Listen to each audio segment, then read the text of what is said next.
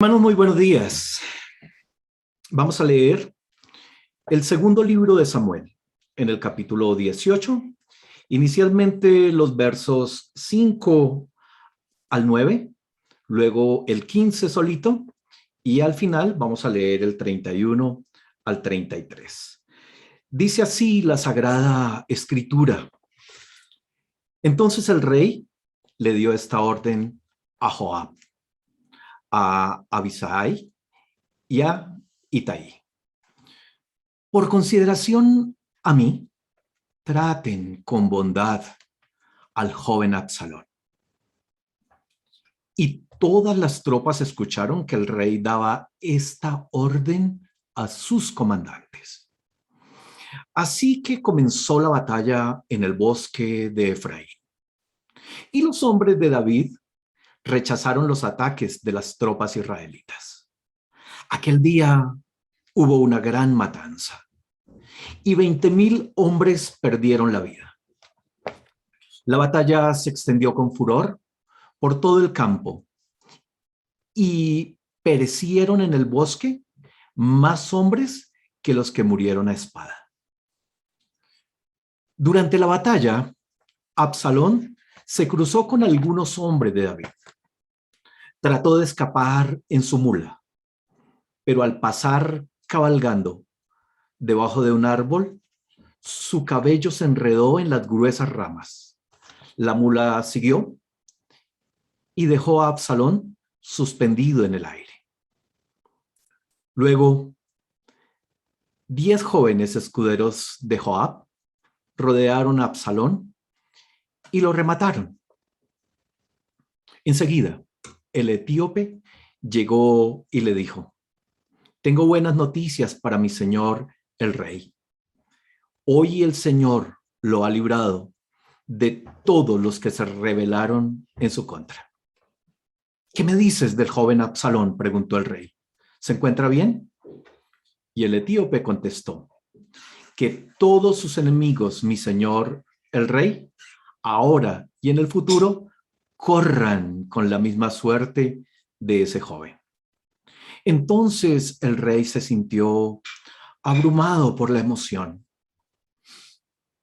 Subió a la habitación que estaba sobre la entrada y se echó a llorar.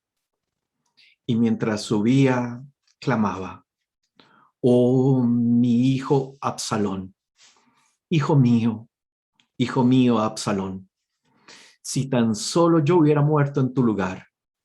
Oh, Absalón, mi hijo, mi hijo. Esta es palabra de Dios. Crónica del horror, un desastre familiar, un espejo para mirarnos y procurar que no nos vaya a suceder. El padre era hermoso, dice la escritura del rey David. Pero si David era hermoso, el hijo Absalón lo era el doble. Poseedor de una hermosa y envidiable cabellera que se cortaba una vez al año, y el peso de este cabello era de 1,5 kilos. Envidiable, especialmente para los que tenemos poquito cabello, o para los que no tienen nada, o para los que están pensando en comprar champú Tío Nacho engrosador. Además de hermoso, era frío, ambicioso, calculador, vengativo. 2 años duró planeando el homicidio de su medio hermano Amnón, quien a su vez había violado a su media hermana Tamar, hermana de Absalón. 2 años con frialdad estuvo procesando cómo llevaría a cabo su venganza. Por esta muerte, por esta razón, tuvo que huir de la ciudad de Jerusalén. Tuvo que huir del reino y de la presencia de su padre. Entre tanto, el rey sufría por la pérdida de su hijo, pero también por la ausencia de su hijo asesino. Su comandante militar, Joab, se daba cuenta del sufrimiento del rey y organizó todo para que él le perdonara y le permitiera volver a Jerusalén. David acepta que vuelva el muchacho y por 2 años no le permite que venga al palacio ni que lo vea. Pero la impulsividad del muchacho es impresionante. Envía razones continuamente al comandante del ejército de David para que interceda por él y que su padre lo vuelva a recibir. Que lo vea para hablar sencillamente, para encontrarse con su padre y seguramente cruzar algunas palabras. Pero el general lo ignora, no acepta ninguna de estas razones. Y el tipo es tan impulsivo que le quema el cultivo de cebada que Joab tenía cerca a los cultivos de él. Cuando Joab viene a reclamarle palabras más, palabras menos, le dice: usted se lo merece, usted se lo buscó. Eso sí, ¿por qué no vino? ¿Por qué no hizo lo que le mandé a pedir? Finalmente, el rey acepta que Absalón venga a verle. Lo recibe, lo besa, lo perdona. Bastó ese momento para que el muchacho apuesto, con su frialdad y astucia, continuara con su proyecto: la sucesión del trono, hambre de poder, y la forma de conseguirlo, la que sea, porque para él todo era válido. Es excéntrico. Compró un carruaje y contrató 50 guardaespaldas que corrieran delante de él. ¿Se imaginan el espectáculo tan ostentoso? Como si fuera poco, también es un manipulador de miedo. Cada mañana se levantaba temprano e iba a la puerta de la ciudad. Y cuando alguien traía un caso para que el rey lo juzgara, como buen político, se acercaba, le endulzaba el oído, le preguntaba de qué parte de Israel era y le decía a qué tribu pertenecía. Le decía: usted tiene muy buenos argumentos a su favor, realmente merece justicia, pero qué lástima que no haya un rey que lo escuche y le haga justicia. Si yo fuera juez, podría traerme sus casos y yo sí actuaría. Cuando la gente en gratitud se inclinaba para agradecer ante él, el tipo no lo permitía. En cambio, lo tomaba de la mano y lo besaba. Era sistemático. Esto lo hacía con todos los que venían en búsqueda de justicia. Así se robó el corazón de todo Israel. 4 años duró la campaña. ¿Se imaginan donde Absalón hubiera tenido redes sociales en aquel entonces? Al cabo de ese tiempo, le pidió al rey que le permitiera ir a Hebrón a cumplir con un voto hecho al Señor. Como si no fuera poco todo lo que hemos dicho del personaje, habría que sumar su religiosidad, pero su religiosidad sacrílega, pero más aún, su habilidad de estratega. Escoge justo Hebrón,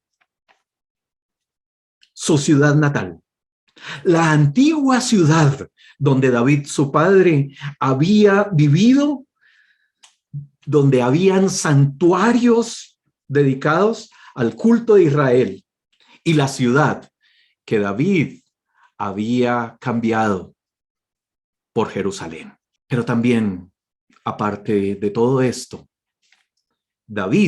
Absalón, aparte de todo lo que hemos dicho, tenemos que decir que también es una víctima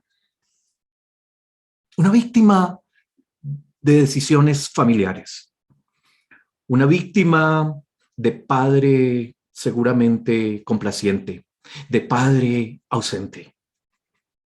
También es una víctima de las decisiones, de las malas decisiones de un padre. Allí, en Hebrón, se proclama rey. Allí la insurrección cobra fuerza y ahora va por la cabeza del antiguo rey, va por la misma vida de su propio padre. Este es un perfil del príncipe rebelde, pero creo que es justo que también veamos algo de su padre. Es evidente el desgaste del gobierno de David, de su imagen de gobernante. Yo me pregunto y les pregunto a ustedes, ¿cómo es que 4 años pasa Absalón planeando, programando todo lo que es su proyecto y David no se da cuenta, ni ninguno de los que están a su alrededor se dan cuenta de lo que él está maquinando? ¿Cómo puede ser que 200 líderes de Jerusalén le sigan y armen el zafarrancho y no lo detecten? ¿Cómo puede ser que sus consejeros se le tuerzan tan fácil? Ahora, también hay mucha prudencia en David. Cuando se entera de todo esto, decide salir de la ciudad. En su huida muestra también el talante de su espiritualidad y de su bondad. Si él se queda en Jerusalén, si se queda a resistir a los rebeldes, la ciudad puede terminar destruida y muchos habitantes muertos, evidentemente. Salir es prudente. Salir es proteger la ciudad y es proteger su gente. David protege la vida de sus guerreros, los saca para evitar que corra sangre de manera innecesaria. Protege el arca del Señor que se queda en la ciudad. Él ordena a los sacerdotes que el arca se quede en la ciudad. Pues en últimas era la certeza de que la presencia y protección de Dios debían estar en la ciudad y también con él donde fuera. Protege la vida de su mismo hijo rebelde. David sabe que el reino no está en peligro, pues igual está en manos de uno de sus descendientes.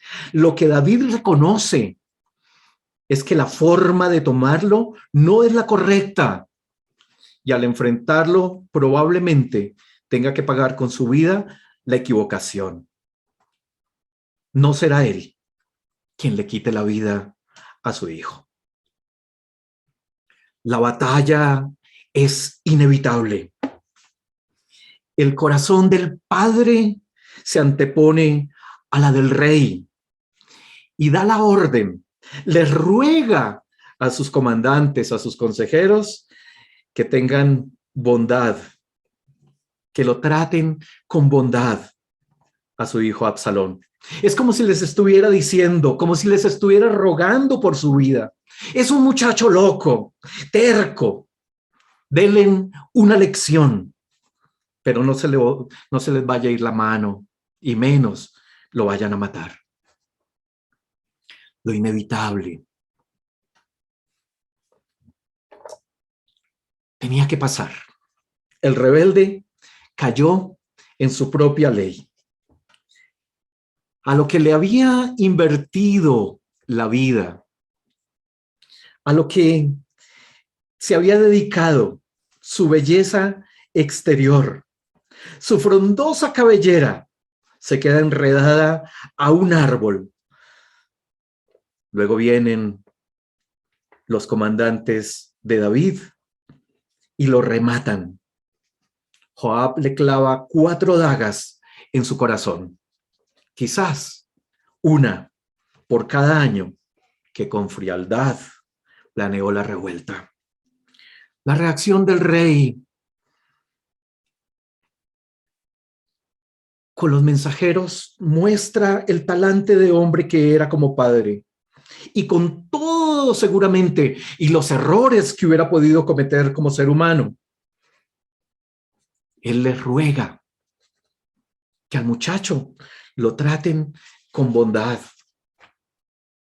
Su preocupación es genuina, es la de un padre que espera a su hijo con vida.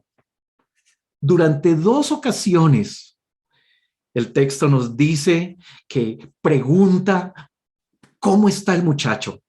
El primer consejero no dice toda la verdad. El segundo, el etíope, le dice todo lo que aconteció. Y cuando ante la realidad no hay nada que pueda hacer, entonces se siente abrumado, desolado, destruido. Se echa a llorar y mientras subía a su habitación, gritaba: «Oh, mi hijo Absalón, hijo mío, Absalón, si tan solo yo hubiera muerto en tu lugar, oh, Absalón, mi hijo». Creo que ese debe ser nuestro clamor, también por los hijos rebeldes, porque hijos rebeldes tenemos en todo tiempo y en todo lugar. Oh, mi hijo, oh, mi hija. Ojalá nunca nos lleguen en un cajón. Ojalá nunca nos lleguen muertos por su rebeldía, como le sucedió a Absalón. En esto, los consejeros tuvieron también mucho que ver. La historia nos muestra que aquí aparecen unos leales, otros infieles. Los del joven rebelde, que antes habían sido consejeros de David, se les nota el veneno, la inquina, la maldad con que obran. Son perversos. Un tal Aitofel, cuando han entrado en Jerusalén y han entrado al palacio, le aconseja a Absalón que se acueste con las concubinas de su padre a plena luz del día y ante la vista de toda la gente. Pero también este mismo le aconseja matar a su propio padre. Es la forma seguramente de salvar su pellejo y seguir manipulando al muchacho rebelde.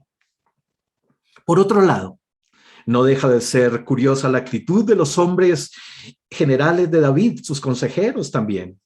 Ante la petición que él hace de que traten al muchacho con bondad, por consideración a él, apenas ven la oportunidad, lo acribillan, lo rematan. Es como si al rey les importara muy poco, ninguna consideración. ¡Qué historia más trágica, hermanos! ¡Qué historia más mundana! Aquí resalta lo peorcito del corazón humano. Todo por el poder que desfigura, deshumaniza e incrementa el dolor y daño al otro. Hambres y apetitos nocivos e insaciables. Ahora, la pregunta sería, ¿y dónde está Dios en medio de esta historia tan mundana? ¿Habrá espacio para Él? Según el libro de Samuel, es indudable que todos los acontecimientos están abiertos a Dios y dirigidos por Él. Él está siempre presente y actuando en la historia.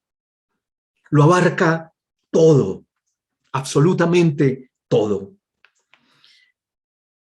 Dios en el relato no está tras bambalinas, está de frente cuidando su proyecto, cuidando a David y cuidando al auténtico sucesor de ese reino, de ese rey, al mismo Salomón, quien años más adelante lo asumiría. A ese Salomón, el hijo de Betsabé, la que había sido esposa de Urías, a quien asesinó David.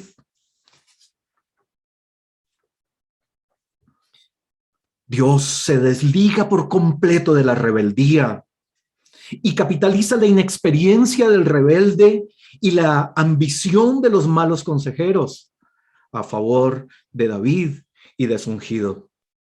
David termina vencedor, fortalecido por la acción de Dios, pero con un hueco en el alma que tal vez nunca pudo superar. La muerte de sus hijos y de una familia destrozada. ¿Cuál fue la raíz de todo este desastre familiar? Para el escritor de Samuel es claro. Después de todo el suceso de David, de Betsabé, de la muerte de Urías, el Señor expresa algo que es definitivo, lacónico. Dios estaba disgustado por lo que David había hecho. No es que Dios haya provocado esta tragedia. Es el curso normal que toman los acontecimientos cuando hemos obrado fuera de la voluntad de Dios. Las malas decisiones humanas no afectan para nada a Dios, pero sí a la humanidad. Por ello, las consecuencias son inevitables. Ahora, después del horror, termina imponiéndose el rostro restaurador, perdonador de Dios, para un hombre, David, para una mujer, Betsabé, y para un hijo, Salomón, quien es separado por él, para que sea el nuevo rey de Israel. La sucesión que él tenía planeada, no la que la ambición y la rebeldía quisieron imponer. Algunas implicaciones. La belleza externa sin contenido interno fácilmente nos pueden llevar a la destrucción.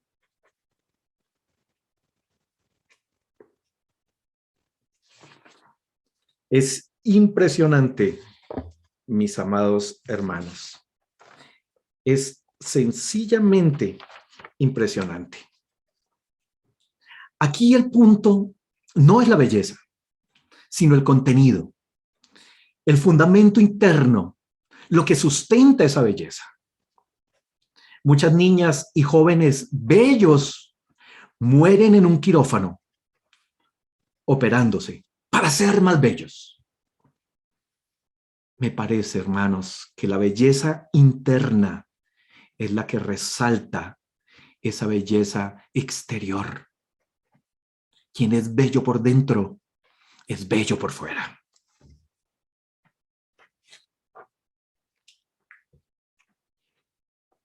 El rebelde generalmente es ambicioso. Esa es su caída.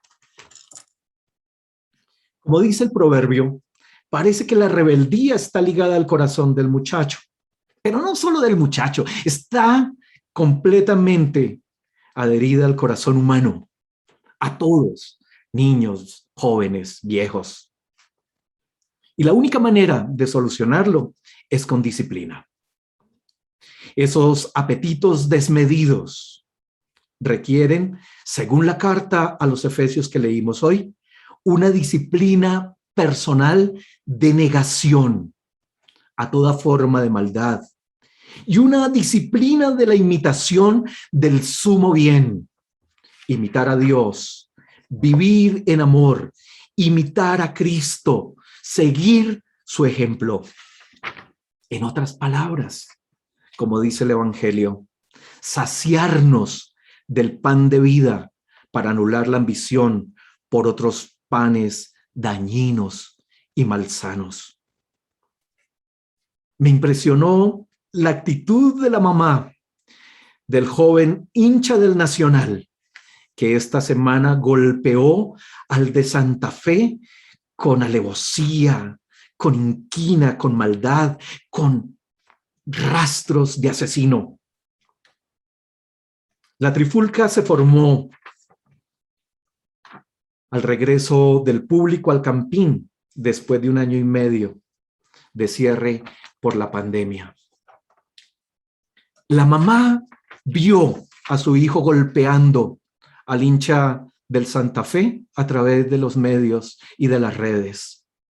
Ella misma al otro día lo llevó al CAI y lo entregó.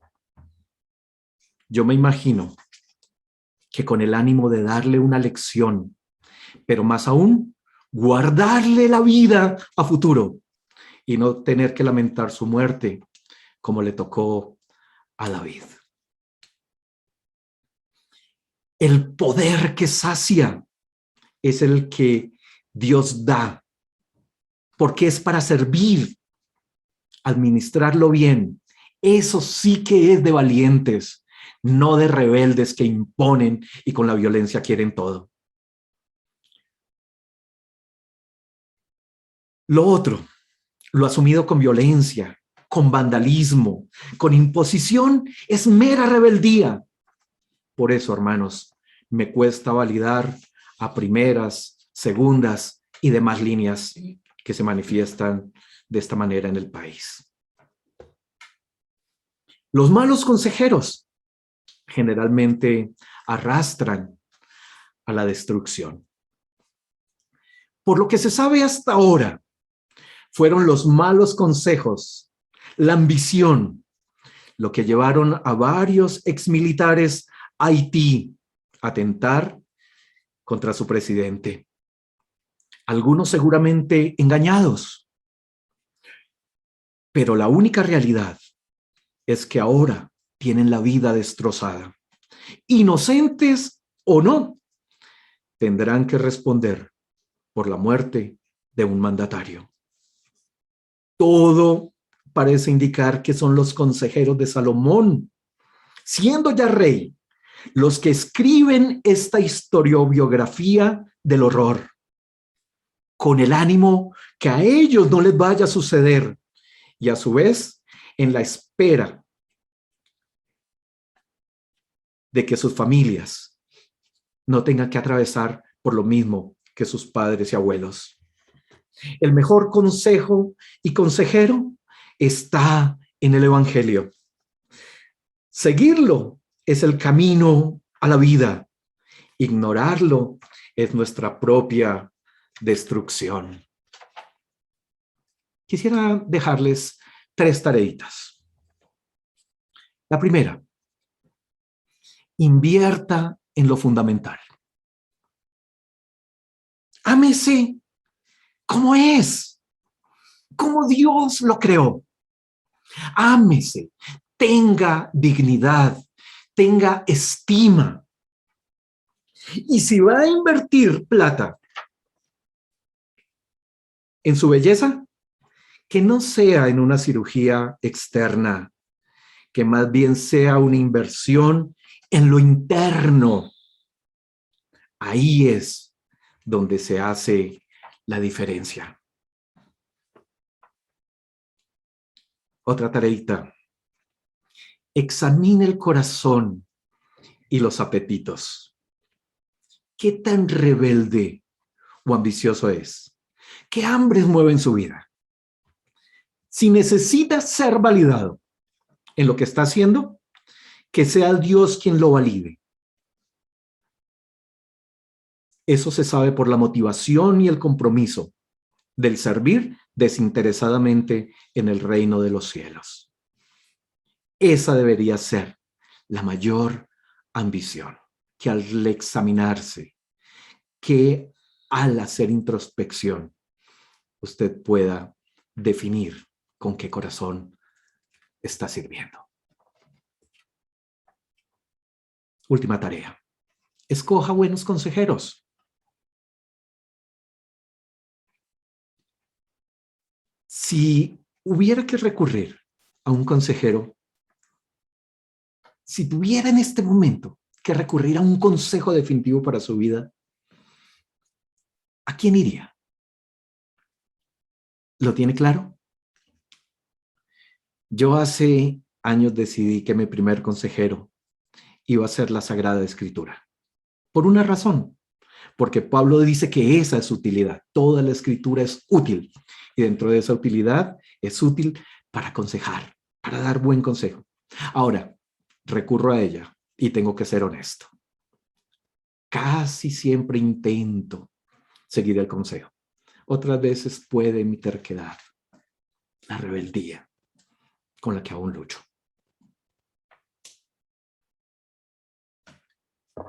Tener la Escritura como consejero es meditarla, conocerla, estudiarla.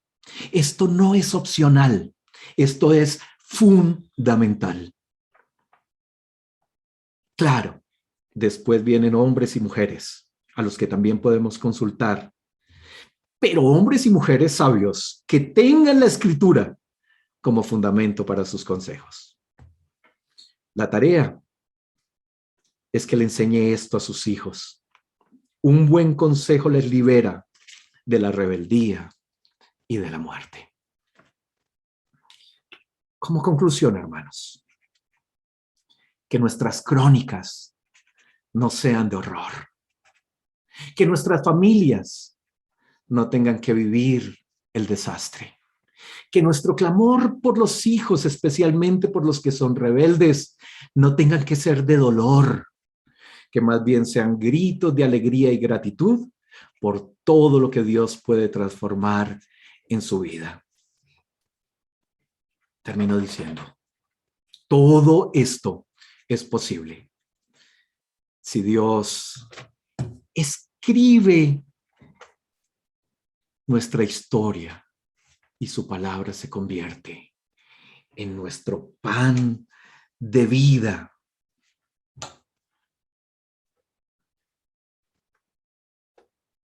Y nos ayuda cada instante a continuar con esta belleza de libro como consejero y de vida como consejero. Que Dios nos ayude y que bendiga a nuestras familias. Vamos a orar. Incline su rostro. Tómese unos minutitos, unos segunditos allí donde usted está. E intente, hermano, procesar lo que Dios nos ha dicho en esta mañana. Señor, sé que hay padres que sus gritos son de dolor, de lamento.